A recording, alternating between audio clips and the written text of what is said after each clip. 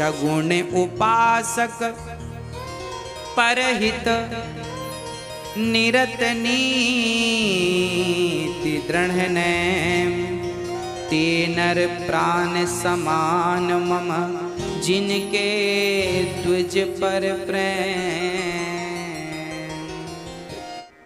आपसे मैं अभी कहूं कि अपनी माँ का ध्यान करो। आपकी माँ की आंख कैसी थी, आपकी माँ के गाल कैसे थे, आपकी माँ की सूरत कैसी थी, जरा ध्यान लगाओ। आपकी माँ, जरा कोशिश प्रैक्टिकल करो, मैं आपको प्रैक्टिकली समझाऊंगा। जरा देखो आपकी माँ कैसी है,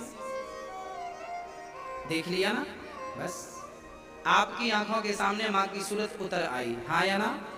प्रत्यक्ष प्रैक्टिकली चीजें हैं। अच्छा, आपकी आंखों के सामने माँ की सूरत क्यों उतर के आई? क्योंकि आपने अपनी माँ को देखा है। अब आप जरा दूसरी बात सुनिए कि जिस बच्चे की माँ बचपन में ही मर गई है, बच्चे को जन्म दिया और बेचारी चल बसी, उस बच्चे से कहा जाए कि तुम अपनी माँ का ध्यान करो, कैसी थी माँ, कैसी थी उसके गाल, कैसे थे उसका मुंह, कैसी थी सूरत, क्या वो ध्यान कर पाएगा? बोलो, क्यों नहीं करेगा? क्योंकि उसने कभी माँ को देखा ही नहीं। अरे भाई, माँ को जब आप सामने देखोगे तभी तो माँ के ना रहने पर भी उसका ध्यान कर पाओगे। माँ को देखोगे ही नहीं तो उसका ध्यान कैसे कर पाओगे? उसी प्रकार मंदिर में जब भगवान को देखोगे ही नहीं तो भगवान का ध्यान कैसे करोगे? इसलिए तो सगुण की जरूरत पड़ती है कि सगुण से ही आप निर्गुण तक पहुंच सकते हैं। पहले माँ को देखा मतलब वो सगुण थी, अभी माँ को आपने नहीं देखा फिर भी उसका ध्यान कर लिया, ये निर्गुण है। सगुण को देखा तो निर्गुण तक पहुंचे, सगुण को देखा ही नहीं तो निर्गुण तक पहुंचने का सवाल ही खड़ा नहीं होता। हाँ या ना? बात समझ में आई आपको? माँ को देखा ही नहीं तो ध्यान किसका करेगा? सगुण को, माँ एक सगुण है ना, माँ का एक आकार मतलब सगुण है, पर वो सगुण जब चली गई, समाप्त हो गई तो सगुण निर्गुण हो गई। पहले माँ सगुण थी, मेरे सामने थी, अब माँ नहीं है मतलब माँ निर्गुण हो गई।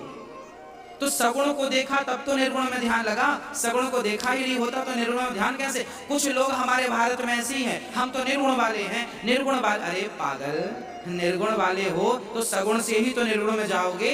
पहली सीढ़ी पे पांव रखोगे तब तो दूसरी पे चढ़ोगे, दूसरी पे रखोगे तब तो तीसरी पे चढ़ोगे, और सीढ़ियों से ही तो छत पे जाओगे, कोई छलांग लगा के थोड़ी चले जाओगे। ईश्वर तक पहुंचाने के लिए सगुण तो सीढ़ियां हैं। सगुण की सीढ़ी, सगुण सीढ़ी है और निर्गुण छत है, समझिएगा। सगुण सीढ़ी है, निर्गुण छत है। छत तक पहुंचने के लिए सीढ़ियों का सहारा आवश्यक है। उसी प्रकार निर्गुण परमात्मा तक पहुंचने के लिए, निराकार का चिंतन करने के लिए साकार का सहारा जरूरी है। साकार में मन लगेगा। हम बिहारी जी का दर्शन किए हैं तो आंख बंद करेंगे तो बिहारी जी की छवि सामने आ जाएगी।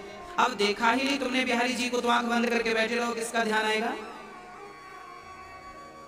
जगन्नाथ जी को हमने देखा है, हमने आंख बंद की और हमने कहा जगन्नाथ जी ऐसे, उनके हाथ ऐसे, उनकी हमारे सामने लो तस्वीर बनने लगी, जगन्नाथ जी ऐसे। अब देखा ही नहीं तो तस्वीर किसकी बना लोगे? हमने द्वारिकाधीश जी को देखा है, ऐसे हैं, भगवान के हाथों में बंसी है और बड़ी ऐसे सांवले से हैं और ऐसा दरबार है, ऐसा सुंदर मुस्कान है उनकी। देखा है तो चित्त में आ रही है छवि, देखा ही नहीं तो कैसे आती? भाई सगुण से ही तो निर्गुण है। कोई डायरेक्ट कहे मैं निर्गुण वाला हूं तो आपका ज्ञान अभी कच्चा है, थोड़ा पकाइए।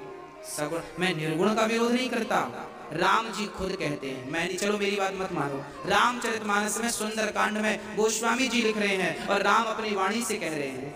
राम जी कह रहे हैं, सगुण उपासक परहित निरत नीति दृढ़ नैम ते नर प्राण समान मम जिनके तुझ पर प्रेम। सगुण उपासक, सगुण, राम जी कह रहे हैं मुझे सगुण उपासक पसंद है। सगुण उपासक परहित निरत नीति दृढ़ नैम कह रहे हैं राम जी, और फिर भी अब कोई ना समझे तो फिर कोई समझा भी तो नहीं सकता।